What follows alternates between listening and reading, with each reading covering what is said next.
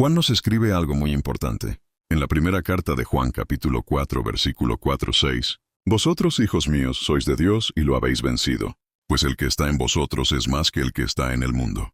Ellos son del mundo, por eso hablan según el mundo, y el mundo los escucha. Nosotros somos de Dios. Quien conoce a Dios nos escucha. Quien no es de Dios no nos escucha. En esto conocemos el espíritu de la verdad y el espíritu del error». En otras palabras, si no escuchamos la única iglesia, fundada por nuestro Señor Jesucristo, estamos movidos por el espíritu del error.